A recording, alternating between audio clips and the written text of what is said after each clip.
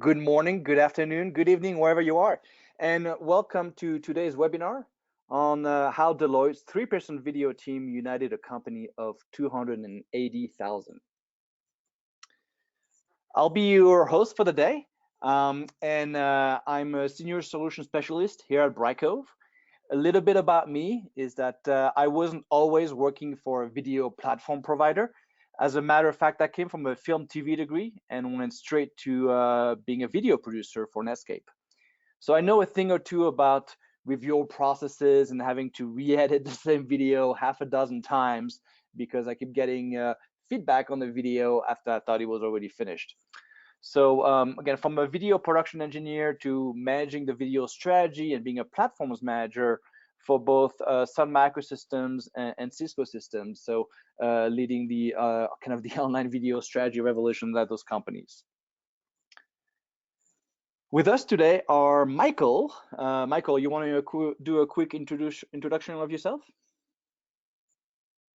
Yeah, sure. Thanks for that. So yeah, my name is Michael Weinstein. I currently work at Deloitte, where I've been there almost 10 years, about 9.5 years at Deloitte.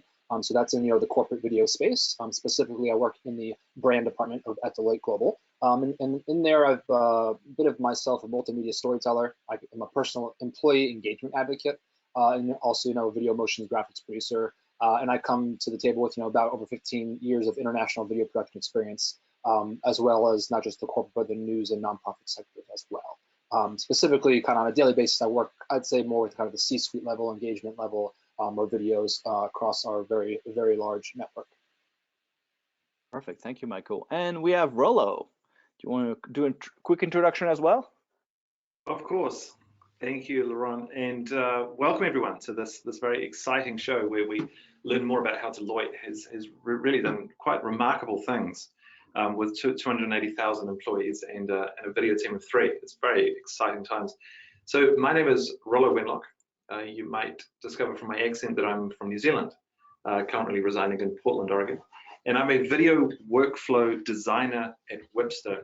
And Wipster is a video collaboration platform enabling the Fortune 2000 to scale their video across multiple locations and all sorts of things. So I come, much like Laurent, I come from a background of video production. I've been a video director and motion graphics artist and all those things over the last 20 years, and now I've joined the world of technology to enable technology to let all sorts of companies scale video from the inside out. So very excited to be here. Great. So I will highly encourage you to submit questions throughout the session in the question panel. If anything pops up, put it in there and we'll make sure to address it. We want to make this as interactive as possible so that you get the most value out of your time that you took to attend this webinar. All right, first item that we're going to have is going to be the first poll. Perfect. So, are you using video internally today? Yes, but there's no strategy for it. Seems to be the majority here of the votes, and it sounds like good. If you ain't broke, don't fix it. We don't have many of those, so this is perfect. There's no formal strategy, so this session will definitely put a focus on how you can get there. Great. So video can drive engagement and create connections with your external audience. So that's either to increase sentiment or drive leads. But the same can be applied to your internal audience, your employees. Video has been proven to be the most effective and impactful communication medium. So using it to align and train a globally decentralized workforce will help you increase productivity, but also the company's agility to really compete in the market continuously. Great, so now we're gonna have another poll for you. Again, we said we're gonna make it interactive and we're true to our word.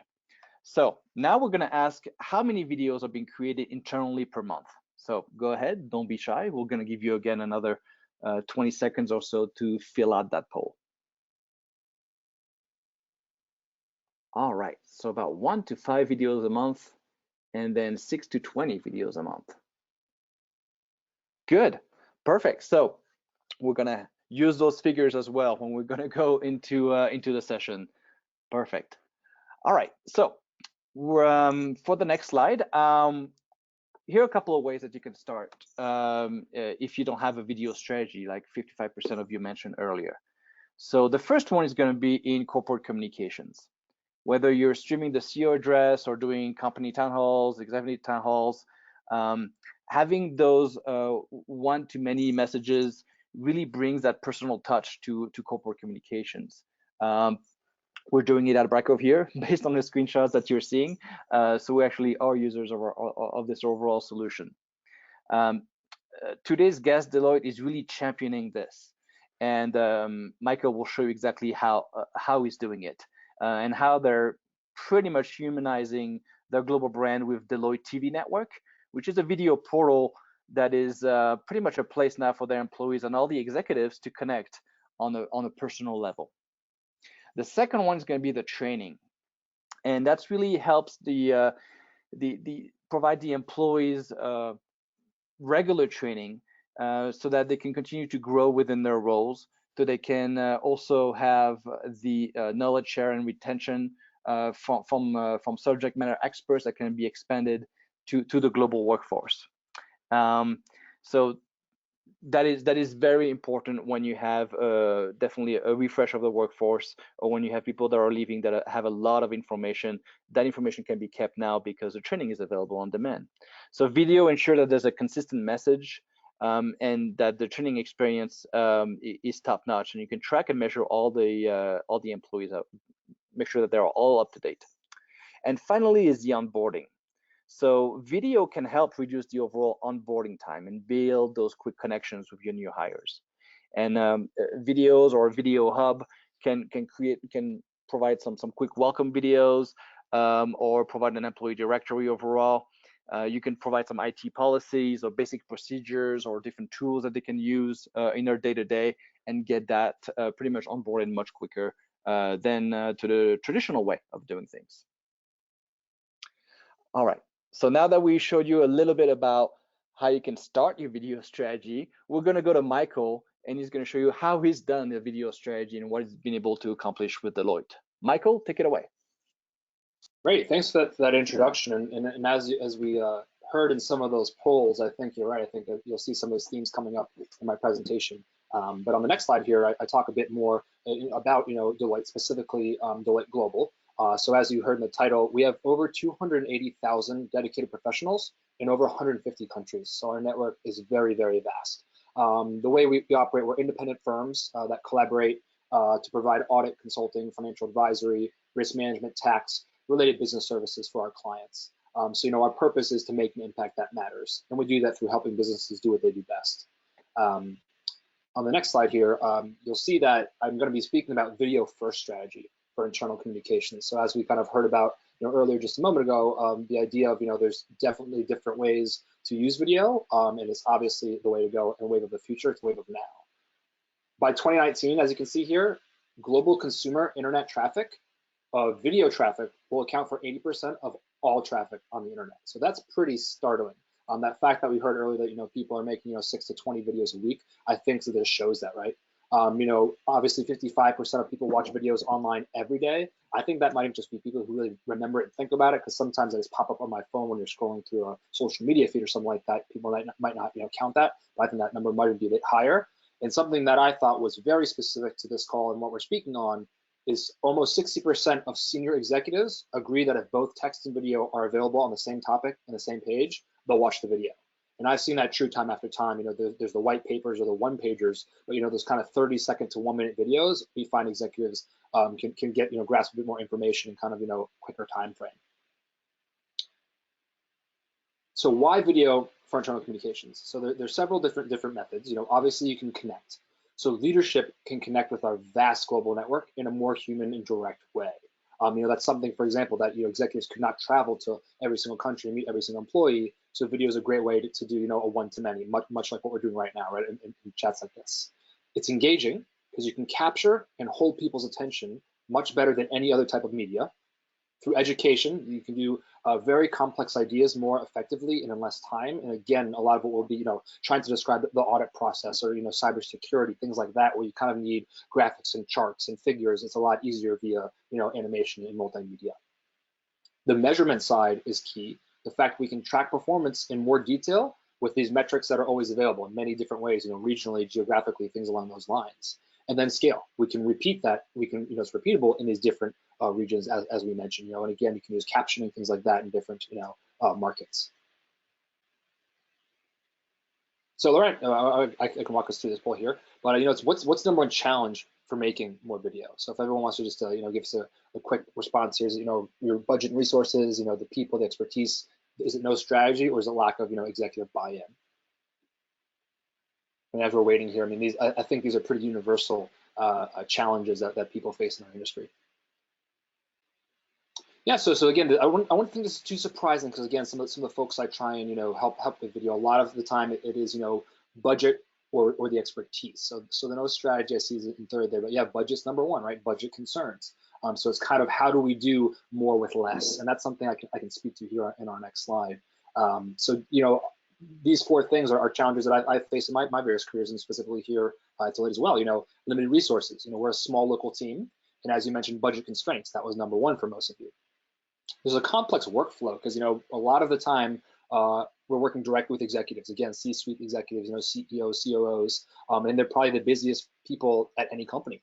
And then we have dispersed teams, different teams all working on a big project. There's many phases to that approval process.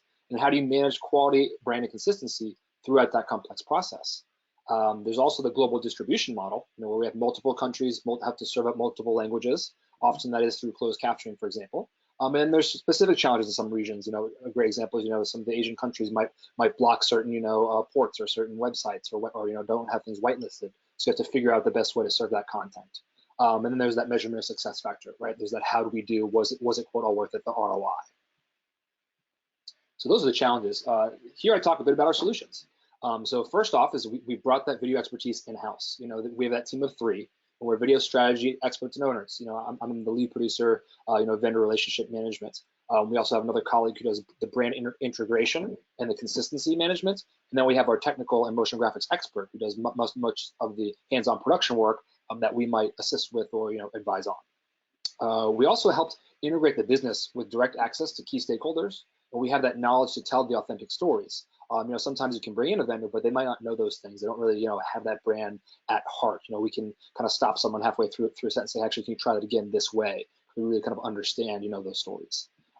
We also have the ability to experiment and try new things. It enables us in the wider organization to use video more broadly. And that also helps us shift resources to vendors if needed. Again, if we do have those projects that have the budget or warrant it, or, we have some higher profile projects we're already working on, we're able to pass those over. And again, that gives us, that alignment, the agility and resourcefulness, just of an agile team. So we talked about video workflow earlier, and we designed a video workflow that works. So video workflow being in the cloud is paramount to to a company as global as ours, and it helped us streamline the collaboration between this very dispersed network on different projects with different stakeholders. And it helps us easily engage the right stakeholders at the right time for collaboration and feedback. Because again, I mentioned earlier, these are some of the busiest folks in the industry. So if they're able to just go online, for example, it's like Wipster, type in your comments right on screen, we don't have to kind of go back and forth through rounds of emails or have them download a video to their desktop first. They might not have the codec to play it, etc. Right? So it's very helpful to have this sort of cloud workflow model. And again, that structure review approval process really helps us kind of get that project over the finish line. Overseeing quality and brand consistency at a large scale, and it helps us manage risks and have a transparent trail as well. And then we do have innovation as well, where we have the ownership and expertise of the video technology stack and workflow, so we can drive innovation kind of from the head and kind of help advise our other member firms. And a word about distribution here. We have that global distribution at scale, as you heard mentioned moments ago, that we have the Deloitte TV network. That's what we call, our intranet player, which is our Brightcove instance in our internal website. And we have, the multiple tabs, multiple playlists to talk about different channels, right? Like CEO communication, events, HR, client service, corporate responsibility, training, things like that. And that is, again, protected behind our company firewall for security. You have to use our login or single sign-on. So, we can't, because we'll be speaking about sensitive topics. So, cybersecurity is paramount for us. And it's a globally performance. It's optimized as Brightcove automatically serves up those best quality renditions. and they won't buffer because again, some of our countries don't have the best connection speed, for example. So they still want to watch that content, but it'll serve up, a smaller rendition. And again, as we mentioned earlier, this helps us effectively communicate with almost 300,000 employees across 150 countries through time zones, right, across different times of day. It's always on video. And here's a specific case study. This is a series we called Inside the Executive Studio. So what we wanted to do was, we have a turnover like many other companies. It's part of our strategy every few years. The executive turns over, and we had a new leadership team. And we wanted to connect that leadership team with our incredibly vast network. So we wanted to educate our internal stakeholders about that transition, but also really having that human lens. We wanted to also require minimal resources from the executives, right? We don't want to have them travel to many countries, or the impossible task of literally visiting 150 countries in a year. So just that way of how do we get your message out to everyone. So what we were able to do was create a 10-part video series. It was a standard format with like an introduction sequence, much like a TV show. And the fact that it was a bit of a templated thing, it was able to speed up our production and bring costs down. And again, it was our in-house team that produced it as well. We worked closely with key stakeholders to ensure efficiency, alignment, and quality. So we had our HR department come up with the questions we would ask the executives. We prepared that executive team ahead of time so that they knew what would they be speaking about, just to kind of get those thoughts a little bit more natural on camera. And we had a standardized review and approval process that engaged the executives, the legal team, the PR team with minimal effort and time. A way to kind of just get those things approved and move forward so we could get 10 episodes out in an effective timeline.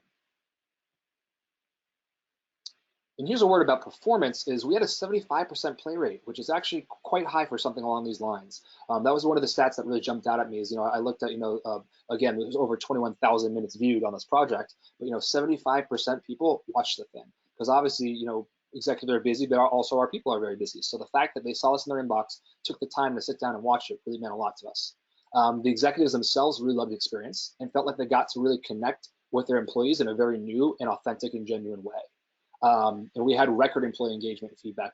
People will, I've actually seen this a few times where someone will walk up to one of our executives in the hallway and say, hey, the first time I ever saw you was on Inside the Executive Studio, or they saw, a personal anecdote that they mentioned that they could bring up and connect with that person for the first time.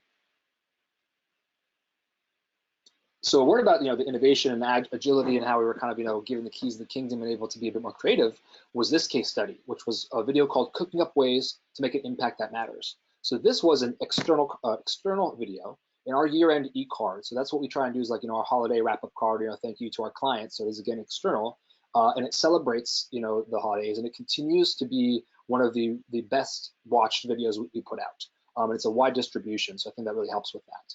And what we did here is we created this video 100% in-house, including the on-screen talent, which was actually myself, because I have a cooking hobby. So I was able to kind of help with this cooking video, and we filmed it on location at Deloitte University, which is Deloitte's owned and operated training facility.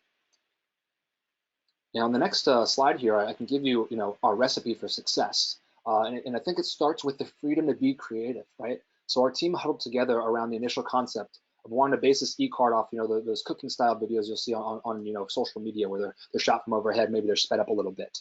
And that storyboard evolved as our process moved forward. You can see a couple of the older iterations on the side there. But from the onset, we knew we wanted the recipe itself to be our iconic green dot brand from our logo. So we decided on a matcha or green tea powder cake, as it was the most available ingredient that was also the closest green color to our brand, and also again would be a tasty treat if someone, let's say, wanted to recreate what they saw in the video. So we received consistent feedback that this version of the e-card is our best yet to date. And I think a little bit later on we'll be showing you this so you can kind of get a feel for how that came across. And then looking ahead, right? So what's next? What's our driving force behind video innovation, right? So our team is tasked with driving change across all our global groups by engaging key stakeholders at the C-suite level below and upskilling their knowledge in the area of multimedia production and the technical details and kind of the why should we do it as well, right? And our team is always learning. We have actually attended CES. I spoke at Bright Cove Play. I attended South by Southwest. We've been to the NAB show, et cetera. So again, that gives us sort of the new technology, what's coming, the online digital space. Again, South by is, if you guys haven't been, it's really, really interesting. It's just a little bit about everything that we do in our space. And then the NAB shows a bit more about, actual technology. So that we really have a nice, well-rounded view. And we help also enable organization to use video and do it well, right? So we consult our resources, and we are resources, to consult on areas of multimedia production, distribution, emerging communications channels and technologies, and we just help, by not having to reinvent the wheel. But we also work with our larger global brand team on high-profile projects to ensure brand compliance.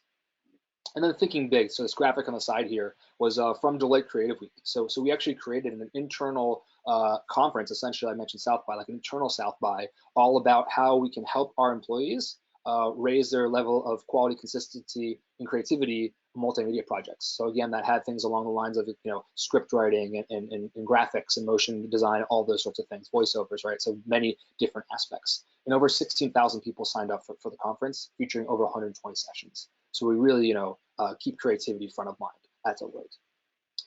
So as a treat, and I use treat on purpose as a bit of a pun, I think we'll show you that video I mentioned a bit ago.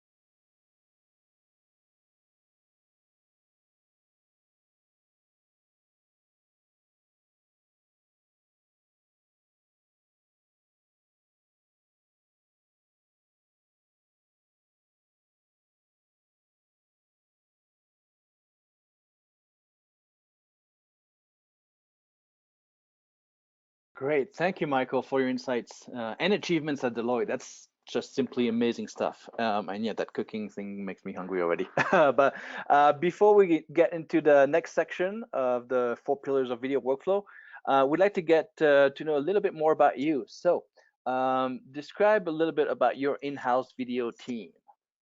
So we're going to give you another 20 seconds or so, and then we'll get that rolling.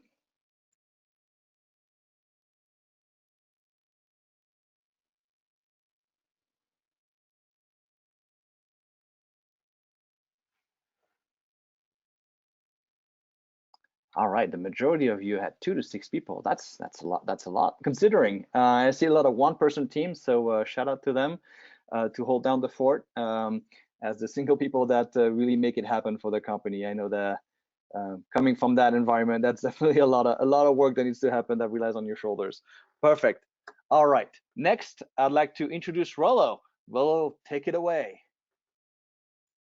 Thank you, Laurent. So I'll just change gears a little bit here in the show, and we'll talk a little bit more about the 4 pillars of video workflow. And this is really the underlying foundations of how you are able to scale your video strategy production without always having to hire a lot of people. So Deloitte's got this fantastic 3-person team, and they're able to achieve a lot of great stuff. I really think it's important to not always feel that if you're scaling a video strategy that you logarithmically have to scale your entire team as well. There are efficiencies available around every corner, and of course investing in your workflow is more about saving money than actually spending money. And there's a lot of great things in here that I think you'll find intriguing as to how you can scale without having to invest a lot. So let's start with number 1, and we'll talk about video strategy before moving into creation. And so a couple of key points that I'd like people to think about. If we take the 10,000 mile view and we look down on the world and we think about where video is at and where it's going and where it's come from, a key theme we're seeing across multiple companies is that video is the new document. So if you think about that, if you think more about if we have some event coming up, or we have a project, or we're launching a new product, and you think about how you document things for potential customers to understand, or internal teams to rally around, a lot of companies are thinking about using a video instead of a document or a a slide deck or something else, because they know that on average, videos convert higher. People are more willing to watch a video, which is what Mike was talking about earlier. They're more willing to engage, they're more willing to consume that piece. And what you start to see is that you're able to actually grab people's attention with video more than other types of media. And so if you think about that, you then start going, well, if we're doing a video for everything instead of doing a PDF or a slide deck or a web page, that means we're going to be doing a lot more video. And that is kind of the point here, is that we see companies that say we're doing 2,500 videos a year. They're now doing 2,000, 5,000 videos a year. And it's not that all of them are super high production value. You know, they're not all, it's not 2,000 Super Bowl commercials. It's a lot of video that's able to be conceptualized and produced and delivered within the same day, within the same week. And there's the idea of being able to create series that people follow along with. So that idea of creating a thread that people can follow along with, and the idea of creating an audience. And this is both internal audiences, so engaging your own company, employees, teams, and also engaging the market, engaging current customers, engaging potential customers, all those things. But another aspect around strategy is to think big. So take a big step up and view your whole company and go, if resources were limitless, if time and effort was limitless, because we saw that in the poll earlier, that resources are a big constraint. If you just imagine for a second creatively that all those things are limitless, and then imagine what you would like to do with video, how much you would like to produce, who it would be for, what types of people you want to engage and why, and what sort of outcomes you want. And you start thinking super big picture, you'll see that all sorts of ideas will start to flow that may be inhibited if you always think within the constraints that you have today. We were seeing that, you know, there's a lot of teams between 2 and 6. I mean, that you can achieve a lot, as we can see through Deloitte with that, but that is a team. That is a team, or potentially 2 very small teams that can produce at any one time. But if you think only about your constraints, then you might miss the overarching ideas of what you could do as a whole thing. But the inverse of that is to make sure that once you've got these great, huge ideas and you start to really like break the walls down and go, what if we did a TV show? What if we did live video on any sort of platform? What if we had a series where we'd launch a video every day on Instagram and people were looking out for it? All these things. Then bring it right back to today and think, well, how can I start? What is the next step I can do? And if you've got a team of 1 to 6 people, you can do a lot. You can have one person focused on doing a new video on a certain platform every single day. And what's really fantastic about this idea of creating threads and series is that it starts to become the framework, the content framework, the strategy of what the content and audience is going to be, and it gives you a framework to work within. And the best thing you can do, with my 20 years experience of making videos, the best thing you can do is create limitations for people to work within, because that's where creativity comes from. Creativity doesn't come from endless, limitless possibility. It comes from creating a framework to work within. So you step to 10,000 feet, you look down, you think about everything that's possible, then you jump right down to the ground, and then you look at what you can actually do, and then you start to work within those parameters. And the really fun thing is that when you start to produce these videos, put them out there at a high cadence, and you start to see how the audience responds, you start to iterate what the videos are about, how they're produced based on the feedback of the audience. And what you start to see is that you start to get viewer content lock. They start to lockstep and be in sync. So your audience is starting to give you the feedback about what they would like to consume, and so your first ideas might land a little bit, and then as you get deeper into the audience, they start to land a lot more, because you start to iteratively change based on what they're saying. So that is really a way of thinking about strategy. So it's not too scary, the idea of we need to produce 2,000 videos this year. If you start from that position, you'll probably scare yourself to death, and that'll be the end of that. So just think big, start high, then come right down to ground level and start producing and iterate with your audience. And a key thing around the video strategy is to, as the slide here shows you, is to make sure that all the people who are connected to video, and let's call them all stakeholders. They're all stakeholders of some sort. They all have deliverables.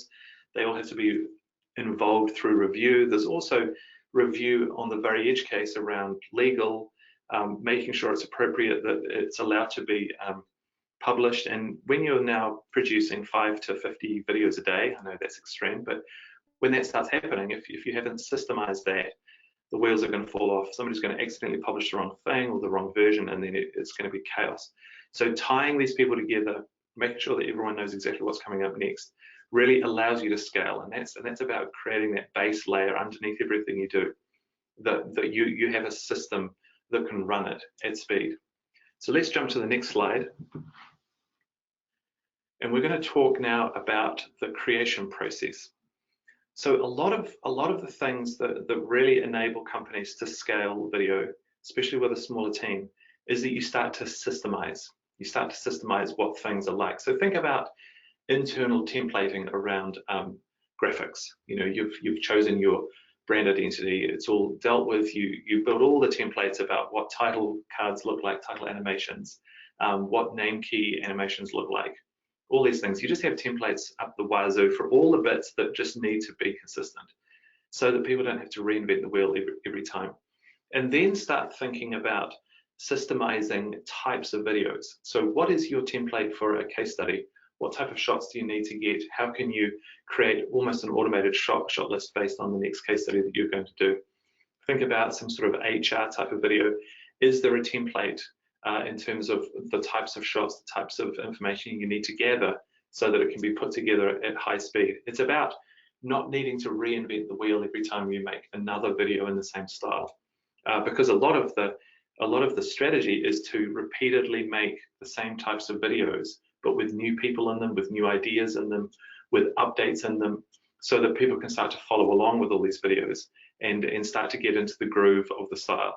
If you think about a TV show that you might watch on Netflix, they don't reinvent the opening graphics every single show. They don't change all the actors around. They don't change it from a cop show to a sitcom. There's a lot of standardization, and then they're incredibly creative within the standardization per episode. So think about that.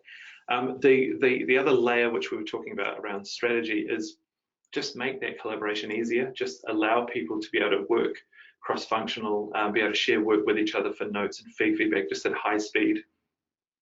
Because I mean, some of the people that I've been speaking to, they have these sort of archaic workflows where certain people have to see certain things at certain times, and it's across different time zones. And oftentimes, you know, something could be jammed in just waiting for somebody to look at it for 2 weeks.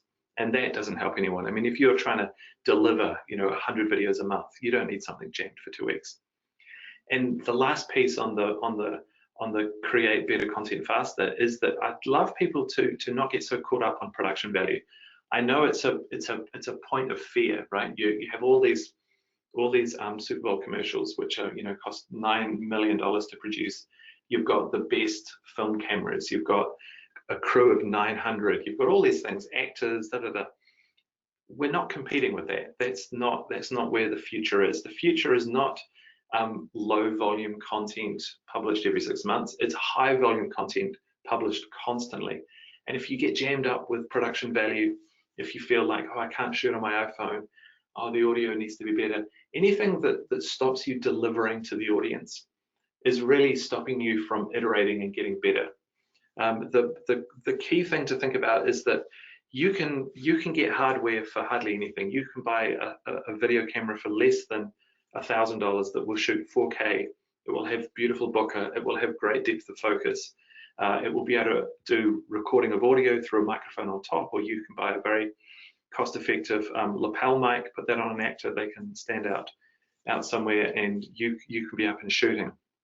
It really doesn't have to be hugely expensive. And also, another theme that we're seeing is that video is becoming much more prevalent across people who don't classically make video.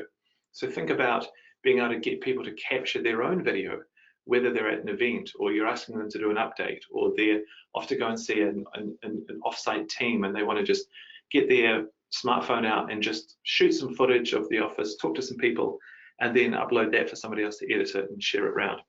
The production value really is becoming almost redundant. It really doesn't matter. What does matter is immediacy. People want you to jump on things immediately and keep you up to date and be constant and be current and be available. I mean, if you're being held back by production value and you're delivering 1 video a month, you'll just be beaten by the competition who's delivering 100 videos a month across multiple channels and have got the audience and they've got feedback and they've got comments coming up the wazoo. So really think the production value really doesn't matter anymore. It's the speed to market. Get that video produced today, delivered tonight. And just about scaling creation, try and have someone, it could be one of your creative team, it can be an analyst, it can be a tech person. Get somebody to really own the workflow and tech stack.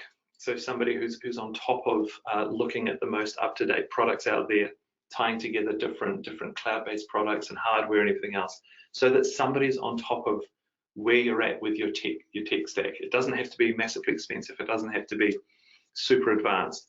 It just needs to be watched by someone.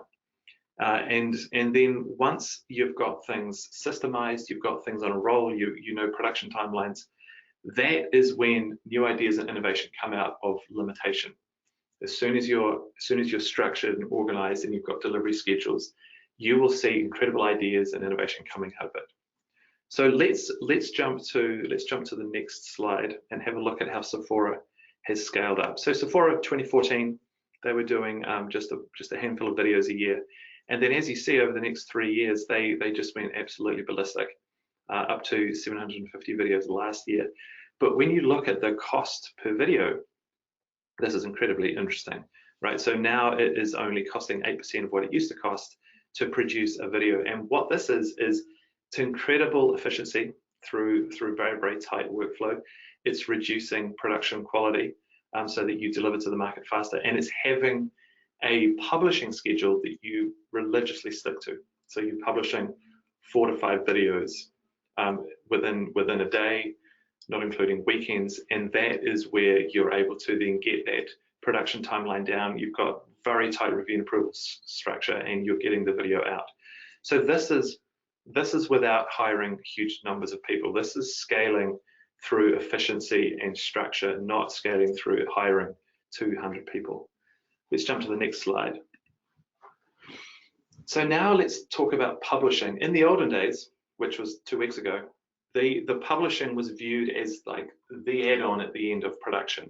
So when a video was finished by a creative or a production manager or a producer was handing it over to marketing to publish or someone else, they feel like the video's over.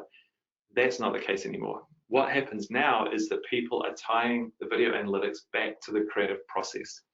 And that is giving us an iterative creative process, which means that you make a video, you cut it, you get it approved internally, you publish it, multiple platforms, and then you bring the analytics back in, and you within 24 hours, you look to see if that video is performing well. Are people watching it? Are people clicking on it? Are they making comments? Are they watching it all the way through? All of those types of engagement metrics are now available to tie directly to the creation. And creative teams can now look and go, oh, this video is not working. It's got the wrong thumbnail. We lose them halfway through because there's too much talking heads, or there's just this huge long musical interlude and it got boring and people stopped watching. They recut, they publish again. And that iterative way is now allowing people to make sure that their content is healthy, whereas in the past, people would just publish and then the creatives wouldn't know, and so they would just make the same mistakes over and over again, not because of their fault, just because they just were given no information. So make sure those metrics are available to the creative team, to the marketing team, and just pay attention to only the most relevant metrics, which is are people spending time with your content and engaging with it. That's really all that matters at the top level. Once you want to go down into, attribution, cost, outcomes, conversion rates, that's also important, but it's secondarily important to whether the video actually lands with an audience. So we'll jump to the next slide, and this is the last piece. This is the very foundation underneath everything that you should be doing. All of your content, all of your video should be available to everyone that needs to make it. You should be making a video library in the cloud that's available for anyone to search and download and re-edit and publish and analyze. Everyone should be able to see the analytics. Everyone should be able to see a video before it goes out, when it has gone out. And really what you do there is that you have a very honest view into how you're performing as a video team company. And it also gives you the ability to throw away all those accidental gatekeepers of content that's on a hard drive or on an internal server behind a password. Just give it to everyone and allow everyone to work together much faster. Because again, that theme of everyone in the company is becoming video first is that you'll have somebody in finance who's downloading a couple of clips, recording some piece to cam on their mobile phone, cutting them together, uploading them, sharing them, and that is what's going to be happening in the future. Video production across the entire enterprise. So make sure that you choose a media asset manager that is video first. There's a lot of old-fashioned ones that were built as a dam to do smaller file sizes. Just make sure you choose one that can deal with video.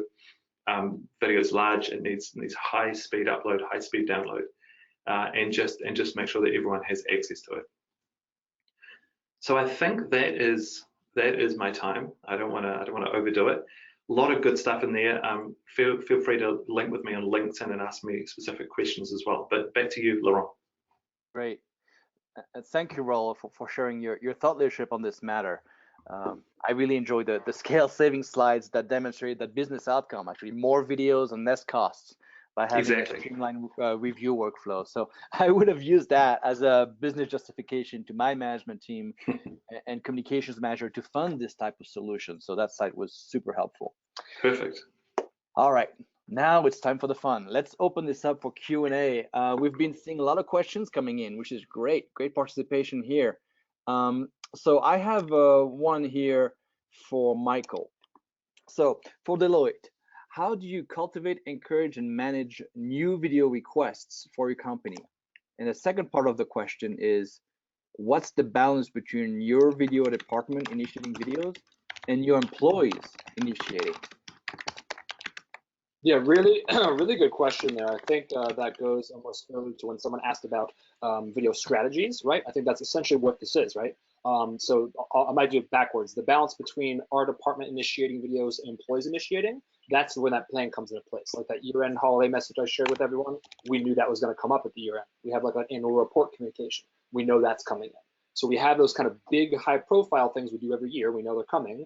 And then, you know, our internal clients, like you mentioned, you know, the Deloitte people, they usually do bring projects to us. Like, you know, it might be a new HR initiative, or it might be, you know, a new compliance regulation that they'll bring to our attention that they want to write a video around. I saw another question that came in, I might pull into this as well, was kind of the nuts and bolts of it is which projects do I decide to pick up and which do I not decide to pick up? It's sort of that same answer. It's the idea of, you know, we look at our return on investment on these videos. Like, what, you know, is this going to get us, you know, let's say new business? Is this going to generate, you know, a headline in a newspaper, whatever, you know, you're trying to get from that communication. And then you kind of pair that up with someone else. If they're saying, hey, it's just a quick internal thing, it's only going to be showing you at one meeting that 20 people are going to be at, then I'll upscale them, kind of as Rollo said. I said, hey, is this something that you can shoot on an iPhone? And I'll send them some documentation on how to do that, for example. So we kind of, you know, pick and choose by, you know, what we think the return on investment might be, and also, you know, how much kind of time and bandwidth we have in our small team. Perfect. All right, so I do have one here for Rollo. So when we talk about those solutions, how can those be scaled down for smaller companies and be affordable for companies' principals that are kind of not drinking the video Kool-Aid? It's a great point. Well, I think all software products and hardware products are now positioned price-wise and you know, the ability to adopt it. They're always created to enable a very small amount of people to work with them. So if you think about any products available out there, they'll always allow you to start with one person or two people and just adopt the product. Modern software is very much about adoption first, and then you know, scaling revenue out of it later. So any platform that you can think of, you can start very small. You can start spending a few dollars a month, and you can start getting into that new workflow, that new way of working, that video 2.0. And of course, with hardware, we're thinking about cameras, we're thinking about GoPro, we're thinking about Rode microphones, all those things. Every single object that you would acquire to use, less than $500 expense per object. I mean, these are very reasonable prices, and it allows you to create the content. I think a key point here is for people to not think about the tools as being a limitation. The limitation is really how you think about video. It's how you produce and deliver, and then iterate based on feedback. So the tools are available. Potentially a controversial thought, the only thing that's holding you back might be yourself. Great, very true. And then there are a couple of questions regarding scaling or creating an internal video production team, and or how much outside help or subcontractors are being used to set up that internal production team. So that question will probably be for you, Michael, and then maybe we'll also add some additional color from Earl. But Michael, how many subcontractors do you typically use, or how would you scale up a video production team, knowing that there's only 3 of you at Deloitte? Absolutely, and I think that's a great question. I think that's something, we saw that poll early on. Some of you are only one person teams, some of you are 1 to 3 people teams. But we also heard what Rollo kept mentioning, right? That not everything has to be a big budget production. Now I mentioned the word budget. If you do have some budget, then yeah, we'll bring in, as you call them, subcontractors. We'll refer to them as vendors, or if there's a vendor we've used for many years, we'll even say an extended team member in a way, right? If we feel they know the brand well enough, if they feel that they can kind of act, if I give them the guidance and I can let them move forward with the project, we'll absolutely reach out to them.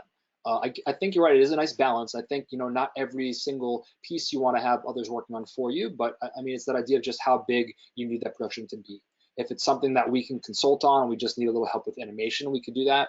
If it's something where, I'll shoot all the footage and I'll record the executive interviews and then send that over to a vendor, you can do that as well. So there's definitely just that idea of don't be afraid to kind of know what you know, but also know what you don't know, right? That idea of not being afraid to reach out when needed, but also the idea of slating in your own work in there as well, I think is one good way to do that. Great. Rollo, what else would you add to that as far as the subcontracting and how to set up an internal video production team? What have you seen from your experience?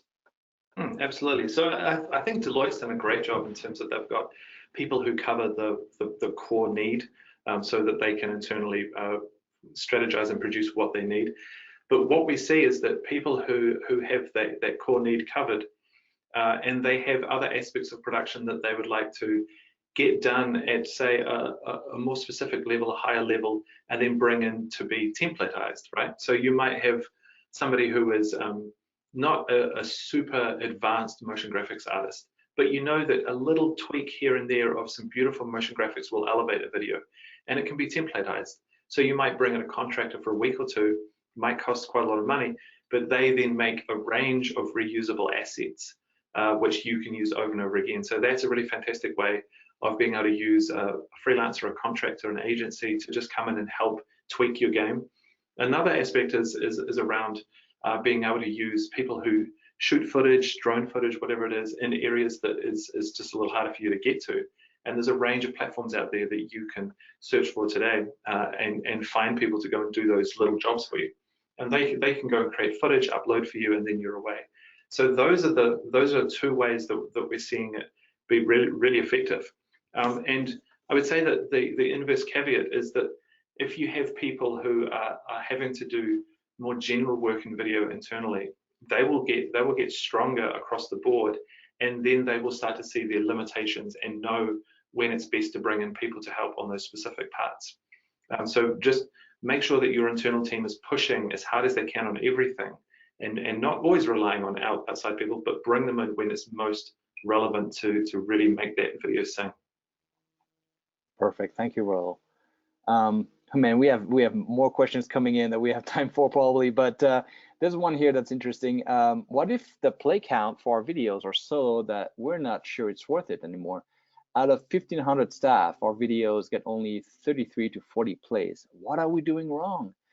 The one thing that I would say on that is take, kind of what Rollo was mentioning, is make sure that you take a look at the data. If it's plays, or if it's during those plays, what is the engagement? Are people dropping off to the first 10 seconds? Really getting to know more about why that content is not being played. there could be multiple different reasons why. The first one maybe is your thumbnail is not something that is engaging, or the call to action to launch the video is not engaging, the title of the video could not be engaging, and then once they're in the video, what is happening, right? So is it a very long introduction with music and title, or is it go straight to the meat when people click play? So there are many different ways that you can take a look at why it's not getting even a play. But once you have those plays, what is the overall engagement? Maybe some people start to play some videos, and then they viewed a few, and then after they say, well, this is not for me. Maybe it's part of the content problem. It's more of a content problem that I would say versus a video review issue. What do you think, Michael and Rollo? Is that how would you address that question as far as, why are we getting so little plays when we have such a large addressable audience? Yeah, I think that makes a lot of sense of what you just mentioned. Actually, a few of those things were specific points I was going to bring up along, the lines of seeing when they're dropping off. Something maybe we didn't think about yet is the where they're looking at this, right? Are you sending this via email? Are there links to this? Is this, just on the internal employee webpage that maybe people don't know is there? Maybe people aren't looking at it. So maybe it might just be the idea of kind of making sure folks even know that content exists and that they should be watching it and that it is worth viewing. Yeah, I think I'd add to that by saying the size of the audience doesn't always matter, right? So if you think of if you're a B2B company and your average customer value is $200,000 and you have 20 people who watched your most recent video in the marketplace and you convert two of them to a customer and the video costs you $1,000 to make, I'd say that's a pretty successful video. But if you're a B2C company and your average value of a customer is $10 per year, and you do a video that costs $1,000 and you get 10 people who watch it, that's probably not that successful. So you need maybe 10,000 people to watch the video. So really think about the underlying business metrics, about what it actually means to get an audience and what the scale of the audience means to you. The other underlying piece to that is, as you build an audience on a certain platform around a certain topic or a series that you're doing, that audience will build. The audience will build if you listen to them. Every comment that they make about your video, you reply to it, you listen, you understand what they mean, and you iterate. And so you might start with 10 people who watch your daily, weekly video. Over time, it's 25 people. Over time, it's 50, 100, 200, 1,000, 20,000. So just remember that it does take time to build an audience, but when they're there, they just start bringing other people in, and it's like a waterfall. But you have to get through that early pain of going, oh my God, I've only got 40 people who watch my video. It really doesn't matter. Just build that audience. Perfect. Interesting question here, because I had that happen in my career as a video producer. But how do you get any tips to convince leaders who say they don't like doing videos or don't like being on camera? So Michael, have you heard anything like that at Deloitte? Yeah, once in a while. I mean, we're lucky that a lot of the times, when you're at the kind of C-suite level, a lot of those folks, are on interviews on television. They give corporate-wide addresses, things like that, where we'll see that come to play as maybe at that younger executive level, or someone who's a bit fresher. Maybe they haven't given us many large-scale presentations and things. And a lot of the times, I think that's where my journalistic background comes into play. I'll say, listen, so instead of doing an at-the-camera prompter-style address, let's just make it an interview. You're not looking at the camera, you're looking right at me. We're just having a conversation here, and we'll edit out anything you might not be comfortable with. Hearing that alone is often enough. Most of the time, it's the idea of, oh, what if I don't do a good job? Once it's just, hey, it's just a normal conversation on stuff that you speak about on a daily basis, and we'll edit out anything that's frivolous, they see the edited product, and they're usually wowed. I think something that you say in the industry is you're always your own worst critic, and I think that's true, of anyone regardless of their position in a company. So yeah, just that idea of letting them get relaxed and trying it a few times. Great, thank you so much, Michael. We got a couple of platform questions. So Rollo, we may need to team up around here. With Wipster, when we take a look at how many reviewers can be added to an overall solution, how many of those can be added into the Wipster review process?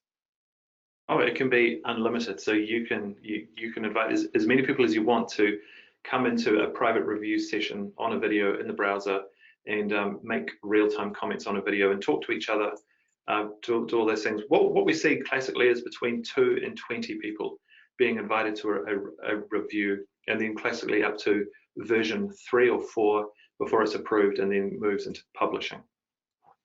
Perfect. Great.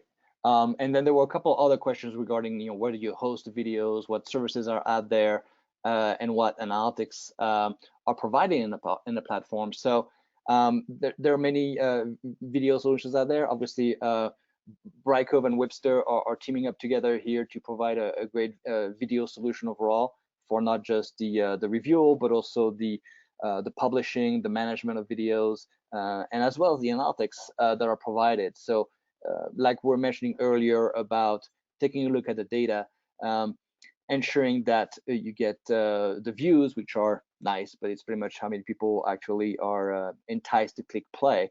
But after that, the overall engagement of a video over time across an aggregate number of viewers, or maybe sometimes it's per a specific subset of those viewers, like internal viewers, for example, or a specific department.